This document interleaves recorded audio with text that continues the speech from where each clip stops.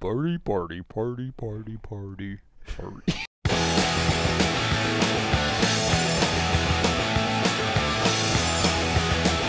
And welcome, my friends and fellow race fans, to today's Rowdy.com Big Three. Sitting next to Buzz Cutler, my name is Bassmasters. We're talking about one fantastic, although long, race at Martinsville. Martinsville is always fantastic It racing. was fantastic. Is there ever a bad race at Martinsville Speedway? A lot of things going on. The tires were changing the racetrack. We're not going to talk about goers, tires and it was just all kinds of great stuff. And Junior almost won, and then Kevin Harvick got to the inside, and it was great. Stop talking.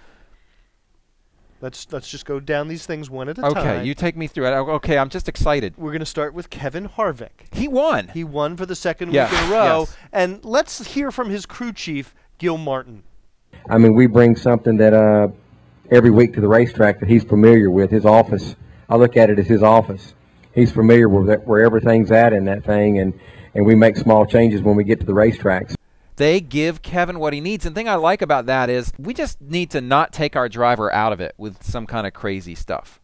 We'll just keep our driver in the mix, and we have confidence that we can give him what he needs by the end of the race. And even though Kevin vents a lot on the radio, he probably has confidence that his crew chief and his crew can give him what he needs at the end of the race. So they just got a good thing going right now. We talked a lot about it last week, about Kevin Harvick looking like a championship contender, and I contend that he looks more like that today than he did yesterday. Well, what I couldn't help but notice, Bass, is that both of these wins over the past 2 weekends were at tracks he had never won before. And I think that is significant. I think we are seeing Kevin Harvick continue to build on what he established last season. He is not remaining static. It's no status quo. He's continuing to move forward from where he left off, in contrast to Denny Hamlin, who is not continuing to build on the foundation he laid last year. So I think Kevin Harvick clearly at this point in the season looks like a champion. Let's see whether or not he can sustain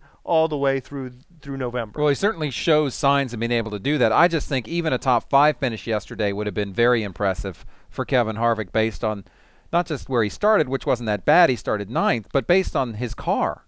It wasn't good. It just wasn't good, and they got there, and that's impressive. Speaking of getting there, the guy who almost got there, Dale Earnhardt Jr., the Junior Nation stood up and said, Hosanna! They did not say Hosanna. We were in the press box. You couldn't hear. They didn't say Hosanna. I talked to them afterwards. They all said Hosanna. They were saying Rosanna. Rosanna, yeah. Dale Earnhardt Jr. came this close to winning. You came this close to making me leave. Richard Childress said, don't worry, Dale Earnhardt Jr. will win again. Dale Jr. will win races. He will come back. You know, we've been in that situation. We've had a long dry spell, so I know what it meant if he could have won that race. But like I say, we did what we had to do, and that was to win the race. Well, he certainly looks a lot more like a winner now. He didn't really have a winning race car yesterday, and he said after the race, you know, if you looked at most of that race, we weren't the fastest car, but there is a certain calmness, a certain methodical nature to what they're doing over there. I think Steve Letarte, obviously you have to make the right calls on pit road as far as changes. You have to get the car in the ballpark. You have to give Junior what he wants. So that's all obviously the most important thing, but there's a tone that I see or hear with this team, a matter-of-fact quality, as I've said before, that allows them to work their way through issues and problems. And it showed up again yesterday in Martinsville. Big picture, this is another step in the right direction. You know, Dale Earnhardt Jr. said yesterday, yes, I'm disappointed. No, I'm not yet a contender. Yes, we still have a lot of work to do. But he said it with joy. I mean, he said it like, you know, I'm excited. He was disappointed. Joy for him. It's all relative. For him. I mean, there was an excitement there and a positivity there, even though he was clearly disappointed. That we have not seen from Dale Earnhardt Jr. And so I think there's only good things to come for the 88. I am willing to say at this point, yeah, I think they're pretty much back. I don't think that the jury is still out. The question is, how back are they and how far will they go? But at this point, I think I've seen enough to say, all right, Dale Earnhardt Jr. probably will make the chase this year. One guy who's not necessarily looking like a race-winning driver is Denny Hamlin. Yeah. Here's what he had to say about his run and the fuel mileage woes he suffered after the race.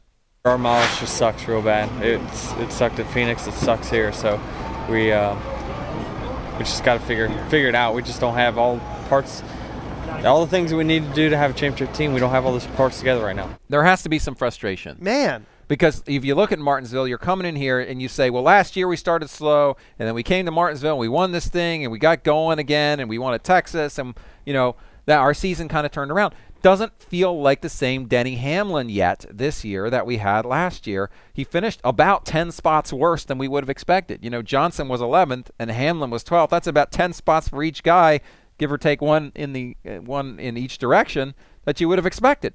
So things aren't right over there right now. They're just not right. Things aren't right on that team. Right. Whether it's fuel mileage, whether it's valve problems in the engines, whether it's I mean, they had tire changing issues yesterday. They're going to have to lost spots on pit road. Rejigger their pit crew. Then they had to make a call to come in that's hurt them. It's not just Denny and it's not just the 11. That whole organization, that whole 11 organization doesn't look good. And you contrast that to their teammates, the 18, who has had the strongest car the past 2 weekends and won at Bristol. You can say, okay, this isn't a Joe Gibbs Racing issue. This is a Mike Ford, Denny Hamlin, number 11 issue. If you look at Martinsville and you say, well, he should have run first or second, he ended up 12.